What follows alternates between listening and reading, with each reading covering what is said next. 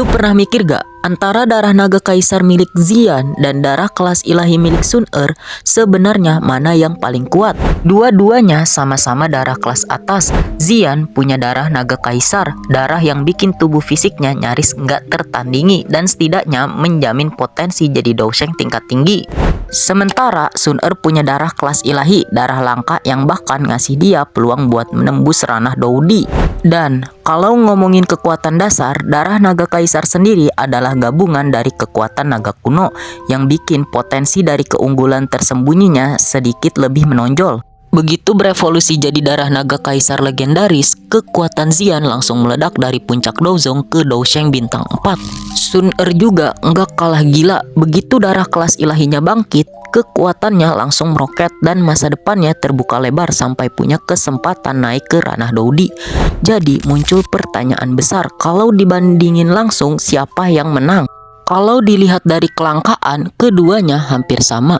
Sun-Er dalam upacara kedewasaannya naik dari peringkat 9 ke puncak tertinggi, darah kelas ilahi 10 bintang. Di klan Gu, darah level 9 aja udah berarti seseorang minimal bakal jadi Dousheng. Jadi, darah kelas ilahi milik Sun-Er bukan cuman menjamin potensi Dousheng bintang 9, tapi juga ngasih dia kesempatan nyata buat menantang Doudi. Contohnya bisa dilihat dari Lei Ying, kepala klan Lei. Dia aja udah Dousheng bintang 8 tapi masih kesulitan buat nembus bintang 9. Itu nunjukin betapa jauhnya gap atau perbedaan antara Dousheng bintang 9 dengan Doudi. Sementara Xian dari awal udah punya darah murni bangsawan naga. Begitu dia menyerap buah sumber naga dan darahnya berevolusi jadi darah naga kaisar, kekuatannya langsung naik ke Dousheng bintang 4. Dari sini kelihatan jelas, darah naga kaisar sendiri udah menjamin seseorang bisa mencapai Dousheng level tinggi, dan itu belum termasuk bonus tersembunyi bawaan dari darah kuno itu. Darah naga kaisar yang matang bahkan bisa mendekati ranah Doudi. Bukan berarti sejajar, tapi bisa mencapai tingkat yang sangat dekat. Tentu tetap butuh latihan lanjutan buat ngaktifin semua potensi itu. Asal usulnya juga bukan main.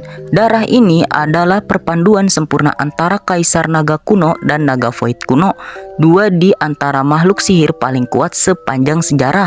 Makanya pemiliknya otomatis punya kekuatan fisik yang jauh lebih menakutkan daripada manusia biasa. Sedangkan Sun-Er meski udah membangkitkan darah ilahi, tetap perlu perjalanan panjang buat ngeluarin potensi maksimalnya ke tingkat yang tinggi. Jadi, kalau semuanya disimpulin, dari total potensi dan keunggulan tersembunyi, darah naga kaisar milik Xian sedikit lebih unggul dibanding darah kelas ilahi milik Sun-Er.